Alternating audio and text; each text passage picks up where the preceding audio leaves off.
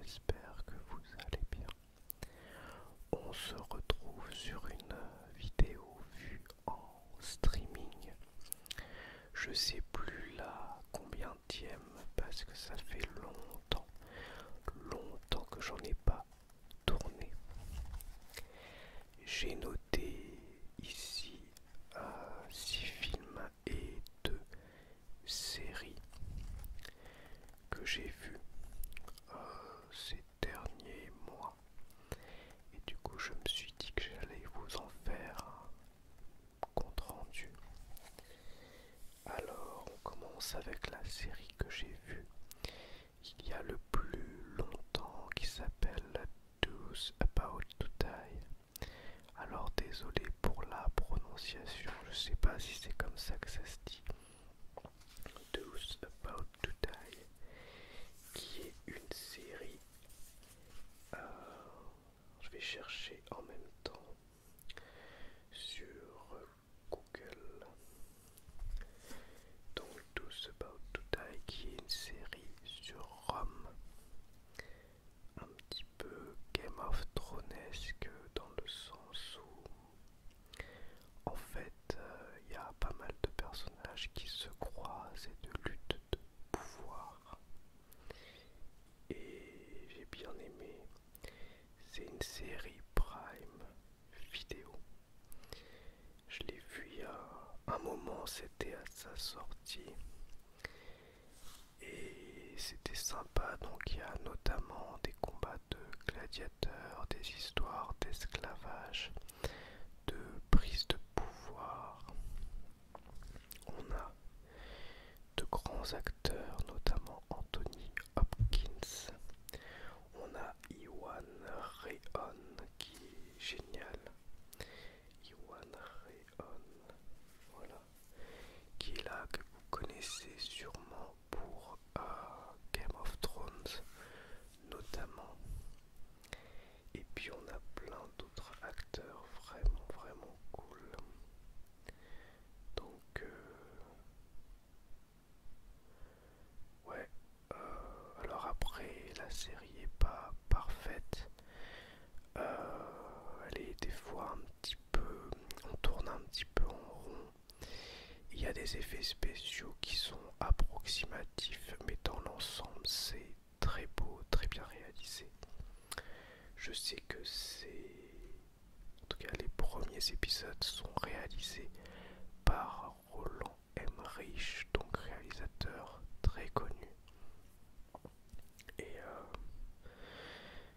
je crois qu'il n'a pas fait vraiment tous les épisodes, hein. Je crois qu'il a fait les 4 premiers et peut-être le dernier, je sais plus. Mais attendez, je vais vérifier si j'arrive à trouver qui a fait quel épisode, parce que je veux pas non plus vous dire de bêtises. Donc les premiers épisodes 1, 2, 3 c'est Roland Emmerich, après 4, 5, 6, 7, 8 c'est Marco Grospeiner, et le 9 et 10e épisode, soit les deux derniers, c'est Roland Emmerich. Donc c'est assez violent comme série. Ouais, il y a du gore, il y a de la sexualité. C'est pour ça qu'on pense forcément à Spartacus, Game of Thrones, etc. Ça reste une série complètement historique, dans le sens où il n'y a pas de, il y a rien de fantastique. Mais ouais, ça fonctionne bien. Les personnages sont assez attachants. C'est plutôt bien joué, même si parfois c'est un petit peu surjoué. Mais non, franchement, ça fonctionne bien. C'est une série que je vous conseille. J'ai passé un bon moment devant. Il y a beaucoup de retournements de situation. On comprend bien les enjeux, même s'ils sont nombreux. Et tous les destins des personnages s'entremêlent. Et franchement, c'est sympa. Donc, Those About to Die, c'est une série que vous pouvez retrouver sur Prime Video. Et ouais, franchement, ça marche bien. J'ai bien aimé. J'ai bien aimé. Ensuite en série, alors j'en ai vu 3 en fait, j'ai dit 2 mais j'en ai vu 3. J'ai vu la saison 1 de Slasher. Je vais regarder. Slasher, je crois que c'est une série d'horreur nordique. Si je dis pas de bêtises, mais je vais vérifier.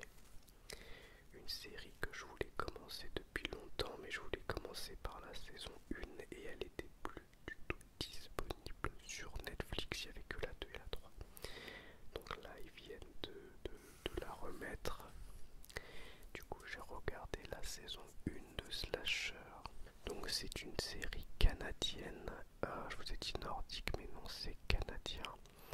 J'ai bien aimé cette première saison, donc c'est une anthologie d'horreur dans le sens où chaque saison est unique, est une histoire unique et c'est un petit peu comme un slasher, un film mais sur plusieurs saisons.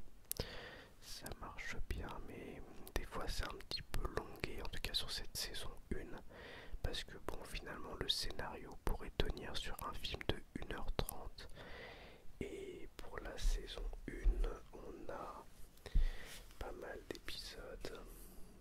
Je sais pas combien on a d'épisodes mais je crois qu'on en a,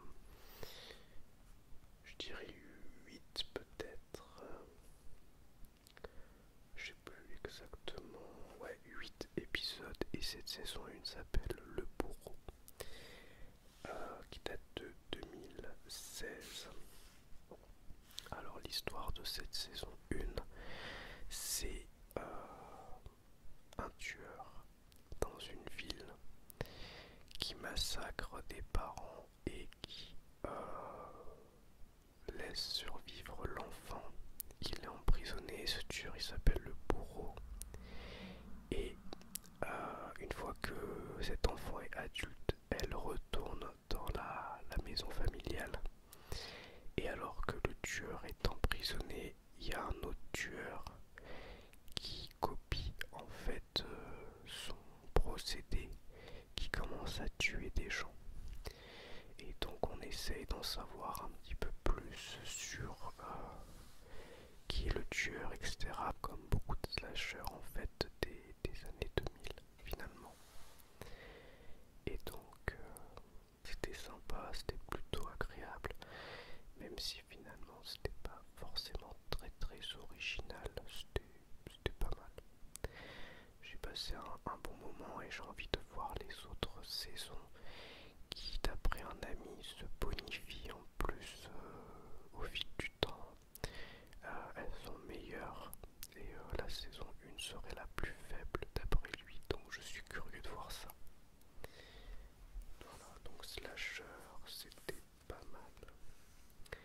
J'ai regardé aussi sur Netflix. Bon, vous allez voir, il y a principalement de l'horreur. Le film La Plateforme 2. La Plateforme 2 qui m'a un peu déçu. J'avais plutôt bien aimé la Plateforme 1 qui sans être incroyable était sympa. Réalisé par Calder Gaztelu Urrutia, donc c'est un film espagnol. Et le premier, celui-là, ça parle d'un espèce de camp avec un gros ascenseur qui descend d'étage en étage. À chaque étage, il y a 2 personnes. Et ils ont tous un plat et qu'ils doivent manger. Et donc au fur et à mesure que l'ascenseur descend, eh bien les gens mangent les restes. Et donc ce deuxième épisode essaie de nous montrer un petit peu qu'il y a à la base l'instauration de règles mais qui sont pas vraiment respectées par les gens, et du coup c'est ce qui fait que ça crée des complications. Et en même temps ça nous montre aussi que trop de règles ça peut être compliqué. Bref, le propos du film est assez confus parce qu'il y a beaucoup de choses et en même temps il se passe pas tant de choses que ça. J'ai trouvé que ça partait un petit peu dans tous les sens et la réalisation était moins réussie réussi que pour le premier. Après, bon, c'était pas mal quand même, mais ça apporte un petit peu plus au lore du premier film. C'est vraiment un film qui apporte des choses un petit peu nouvelles, même si le principe reste le même. Et c'est plus ou moins, si j'ai bien compris, un préquel au premier, qui explique en fait l'état dans lequel on retrouve le premier film. Bon, les acteurs jouent très bien, il n'y a pas de problème là-dessus. Il y a beaucoup de personnages, mais voilà, il y a un vrai côté un peu métaphorique du film qui fonctionne un peu, mais j'ai pas été non plus pris vraiment dans le film. Donc je crois que d'ailleurs sur Letterboxd, d'ailleurs n'hésitez pas à vous abonner à mon Letterboxd si ça vous intéresse. Mais je crois que j'ai mis 2,5. Donc pour vous dire, voilà, ni mauvais ni bon pour moi. Ensuite j'ai regardé encore une série, donc c'est un animé. C'est Chainsaw Man. Chainsaw Man saison 1. J'ai vraiment bien aimé, j'ai adoré même, mais je connaissais déjà l'histoire puisque j'avais lu le manga. Je possède les tomes 1 à 13 à la maison et j'avais en fait envie de voir l'animé parce qu'on m'en avait dit beaucoup de bien et l'animé est hyper fidèle au manga. Donc ça adapte les je ne sais combien, je vais vérifier. Chainsaw Man animé adapte combien tomes manga.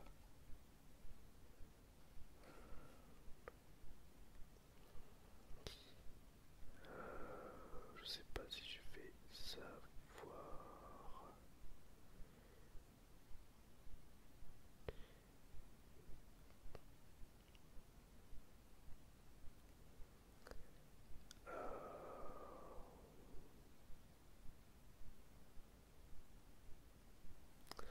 Je ne sais pas, je crois que c'est la moitié.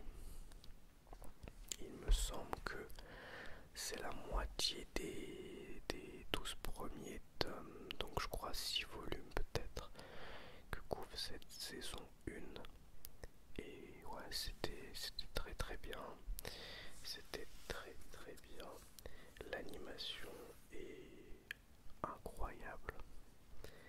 Vraiment, l'animation est folle. Et c'est très très bien rythmé. Il se passe énormément de choses. On peut pas s'ennuyer, vraiment. Donc l'histoire, on suit un jeune homme qui s'appelle Tenji, qui est couvert de dettes au point qu'il vend même des organes, etc.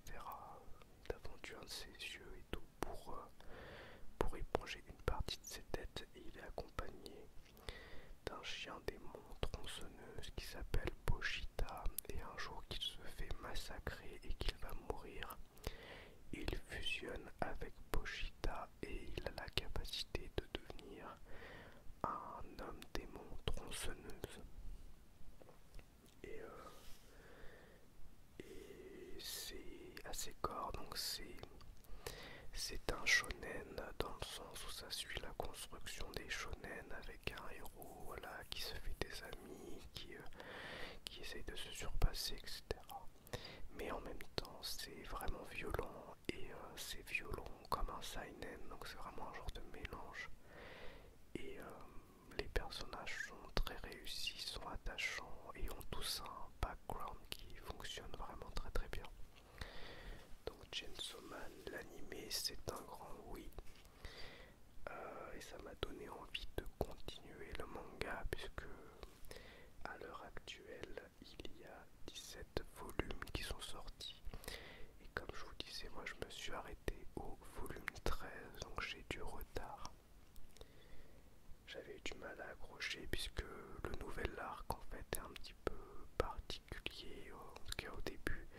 On s'intéresse à de nouveaux personnages et pas à Denji, et du coup j'étais un petit peu perdu. Donc il faut que je continue. Ensuite, j'ai regardé Malignant. Malignant, film de 2001 de James Wan. Je l'ai vu avec ma maman et j'ai bien aimé, même si c'est très particulier, parce que le film commence d'une certaine façon.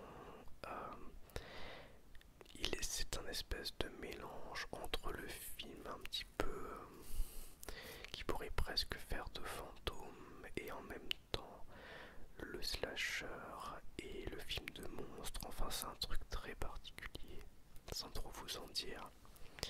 Et le film sur la dernière demi-heure prend vraiment un parti pris très très étrange qui frôle le nanar. On est en tout cas dans la série B, voire la série Z, mais le tout avec une réalisation qui est vraiment impeccable. La réalisation est magnifique. Il y a notamment des moments où il y a une espèce de transformation de l'environnement qui arrive plein de fois dans le film, c'est super beau. Donc c'est bien joué, les effets spéciaux sont très réussis, c'est le scénario sur sa fin qui est vraiment assez... qui se prend pas trop au sérieux en fait, j'ai l'impression. Vraiment. Mais ouais, j'ai passé un bon moment avec ma mère, on était assez interloqués par la fin, mais du coup ça nous a fait en parler pour essayer de relever des incohérences et puis essayer de discuter ensemble de tout ça, c'était sympa. Donc Malignant, j'ai plutôt aimé, c'est sûr que c'est pas le meilleur James Wan. On est loin d'un Insidious ou du premier saut, mais c'était sympa. C'est quand même un film, je crois que j'ai mis 3,5 sur 5 sur Letterboxd de souvenirs, donc c'était vraiment un film que j'ai plutôt bien aimé. J'ai vu aussi Winnie the Pooh à Blood and Honey 2. Donc ça fait partie du Winnie verse. Non, je sais pas comment on l'appelle exactement. Mais c'est des adaptations d'horreur petit budget de personnages de contes qui ont été adaptés, très connus grâce à Disney et qui sont tombés dans le domaine public, et donc ils ont décidé d'en faire des films d'horreur. Donc le premier, je l'avais vu et je l'avais trouvé pas terrible. Disons que c'était divertissant, mais le budget était tellement faible que forcément ça pique un peu les yeux. Et puis c'était très léger au niveau du scénar. Et le 2, il est meilleur. Voilà, c'est pas non plus un grand film d'horreur, hein. J'ai mis 3 sur 5 je crois. Mais il est assez sympathique. Dans le sens où il est très généreux encore. Et il développe bien son lore en fait. C'est vraiment sympa. Je vais vous montrer un peu regardez ça, les maquillages là, enfin les costumes qui sont assez sympas. Seul truc que je trouve vraiment dommage, c'est que comment il s'appelle le cochon déjà dans Winnie. Attendez, on va regarder ça. Porcinet, voilà. Porcinet il se fait tuer en 2 secondes alors que j'adore son costume, je le trouvais hyper cool. Et j'aurais aimé voir plus de Porcinet, mais sinon ouais, c'était sympa. Il y a aussi un défaut, c'est qu'il y a beaucoup de prothèses qui sont utilisées, de prothèses en plastique, et ça se voit très souvent que c'est des prothèses en plastique genre il y a un moment où il y a un bras et il secoue le bras et on voit clairement que les doigts ils sont mous et que c'est pas du tout, c'est pas bien fait. Et il y a pas mal d'effets qui sont pas ouf et en même temps, bon, ça fait partie du film, il a un petit budget et, et on accepte parce que ça, il y a un côté un peu film d'horreur, slasher années 80, petit budget kitsch qui fonctionne bien. La photographie du film par contre est vraiment belle. Le film est très généreux encore, beaucoup plus que le premier, il y a beaucoup de mises à mort, les mises à mort sont toutes assez diversifiées. Et comme je disais, il y a un lore qui est beaucoup plus étoffé. Il y a même une histoire d'enfants enlevés qui sont transformés en mutants et qui donnent ces fameux personnages de Winnie, de Tigrou, etc. Donc c'est pas mal, voilà. C'est un scénario complètement con, mais ça marche, voilà.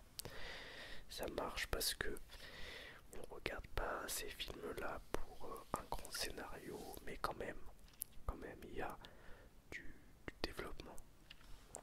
Il y a quand même du développement de personnages et notamment du personnage de comment il s'appelle déjà le petit garçon qui est devenu adulte. Jean-Sébastien, non, un truc comme ça. Jean-Christophe. Jean-Sébastien, n'importe quoi. Jean-Christophe, son personnage est plutôt pas mal et j'ai trouvé aussi que l'acteur jouait vachement mieux que dans le premier. C'est pas non plus la folie, mais ouais, quand même, il joue mieux et il faut dire les choses. Et ensuite, il reste deux. Non, il reste. Ouais, deux films. Deux films, donc il y a Calvaire qui est un film d'horreur français que j'ai bien aimé. Alors je vous ai pas dit sur quoi j'ai vu tout ça. Donc la plateforme 2 je l'ai vu sur Netflix, Winnie the Pooh 2 je l'ai vu sur Prime Video, Slasher je l'ai vu sur Netflix, Malignant je l'ai vu sur Netflix, Chainsaw Man je l'ai vu sur Crunchyroll et Calvaire je l'ai vu sur Shadows, la plateforme d'horreur. Calvaire ça raconte l'histoire d'un homme euh, qui qui est chanteur, voilà, un petit peu dans des trucs genre maison de retraite, quoi, un petit chanteur d'opérette qui se retrouve piégé dans un village de dégénérés avec un mec complètement taré. Et donc on suit littéralement son calvaire, hein, comme le titre du film le dit. Et ça marche bien, même si bon, c'est pas un film que je reverrai tout de suite, ça c'est clair. Et il souffre de quelques problèmes de rythme, je trouve, mais il est vraiment très très dérangeant. Et c'est bien joué aussi. Après, en fait, je dis qu'il souffre de problèmes de rythme, non, c'est pas vraiment des problèmes de rythme, mais j'ai trouvé que le personnage principal avait tellement pas de personnalité, était tellement fade que je me suis pas du tout attaché au personnage et du coup j'étais... En fait tout ce qui lui arrivait ça me faisait un peu ni chaud ni froid, ce qui est un petit peu dommage parce que c'était bien fait, en fait c'était vraiment bien fait et quand même c'était assez réussi, il y avait de l'idée.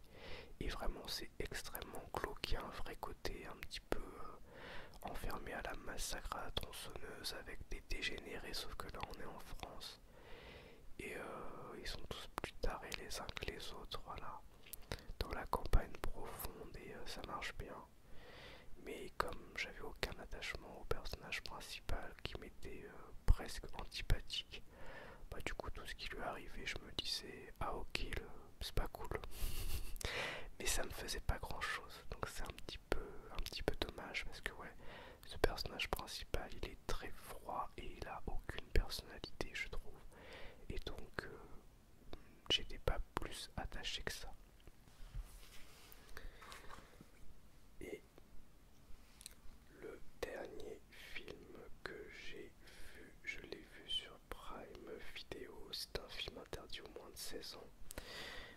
vous avez vu, j'ai que de l'horreur ici. En ce moment, je regarde quasiment que de l'horreur.